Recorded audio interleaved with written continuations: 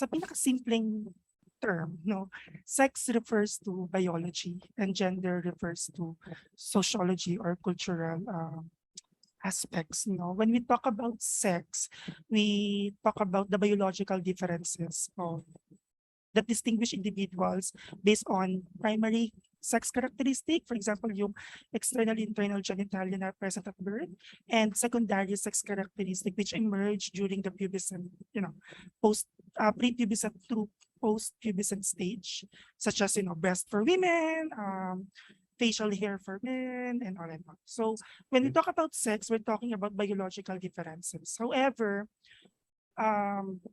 we need to problematize sex in some ways, no? Kasi sex assigned at birth, ito yung marker natin nung pinanganak tayo, no?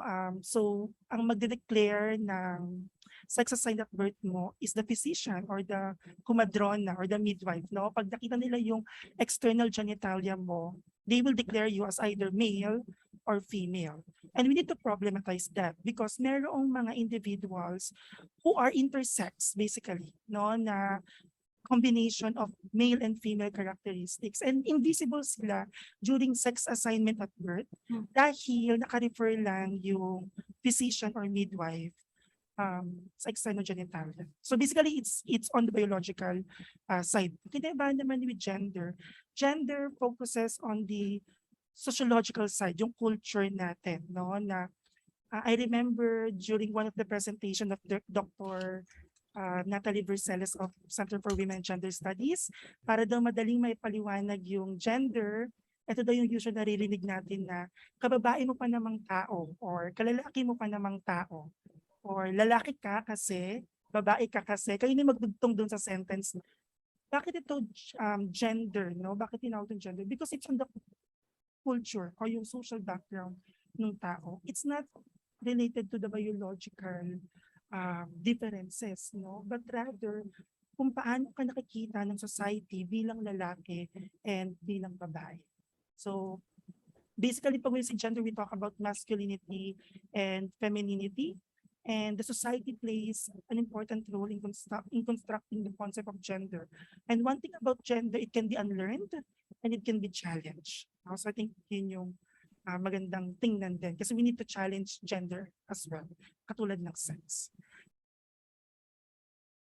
I think this one is where most people would have to have a certain degree of confusion. Sexual orientation, gender identity and expression, and sex characteristics, all of them are different. Okay, but all of them can be found in a single person. Okay, so when we talk about sexual orientation, it refers to your sexual attraction. To whom are you attracted to? So if you're a straight, obviously you're heterosexual. Bisexual, you're attracted to both men and women. Gay, you're attracted to men. You have the lesbian, etc. Then the gender identity is how a person identifies and or expresses their gender. So sometimes it can be based on sex, biological sex, which means kung lalaki ka, you identify yourself as lalaki. Kung babae ka, identify yourself as babae. If you, on the other hand, you may also identify as bakla. Those are also identities, gender identities that you have to take note of. Gender expression, this would be about attributes, presentations, roles, etc. You have the masculine, feminine, androgynous, etc. Now let's try to move on to the fourth one. When we talk about sex characteristics, these are mostly biological. So this is very important. You have the male, the female, and then the intersex. Okay. The intersex should not be confused as a hermaphrodite. Okay, because there's no true hermaphrodite. Okay, but an intersex is somehow manifesting characteristic of the gender that you are not supposed to be. Okay, if you were looking at it from essentialist terms. So for example, I'm lalaki, but sometimes my body frame and everything tends to be so feminine. By body frame, body build, feminine. Sometimes may mga babae, women who are body frame and build is very manly or masculine. And to some extent, these have something to do with the hormones that they have on their bodies and everything else that actually change their appearances. So sometimes these hormonal changes, these physical characteristics, sometimes becomes a way for us to mark people and tell them what their gender identities are. So sometimes we tend to assume, and I think this is very important in our culture and a very problematic practice, that sometimes just because we see someone as this, we tend to assume they're automatically that. What is that one thing that you think companies should start with to start pushing for the gender inclusion? Siguro yung operations manual or even the HR manual itself, or mag-start tayo with recruitment and selection policy kung kailangan na mas maliit. Kasi it's the yun yung entry ng mga applicants and new employees to the organization.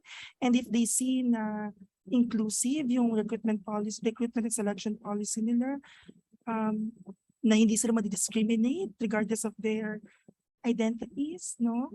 Better yon for the organization kasi they will be able to attract competitive, qualified applicants for the role. So pwede tayo mag-start with the recruitment and selection policy. Pero kung masipag tayo, we can start with the operations manual or HR manual. In terms of policies for electing higher representative offices, whether it's yung board ng isang kumpanya, whether it's the C-suite, all these kinds of things, because we know that diversity in these areas reflect throughout the company.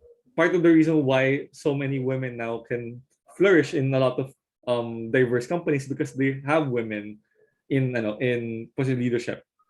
Marami tayong learned notions that could be correct and incorrect at the same time. And often, especially in the moment, especially in a high stress, high pressure environment, we don't always get to be able to nuance it. Lalo na if we're only speaking to people who experience the same thing as us. So building a more diverse environment helps not just diversify that strand of the organization, but also the rest of it. Yeah, exactly. I'll take a stab at it. My one choice is not exactly gender specific, but if I had my way, I would do really good manager training. Like I want all my level 1 managers, so meaning these are the managers with a direct team that they're handling. I'd want them all to really learn how to coach, how to give proper feedback, and how to develop intentionally. Because I think like the manager has a lot of say on someone's everyday experience. And if the manager can learn how to nurture each person as an individual, then they can foster that kind of environment where if you're gay or you have a disability or you're older or younger, like, these are factors that they'll use to help you develop.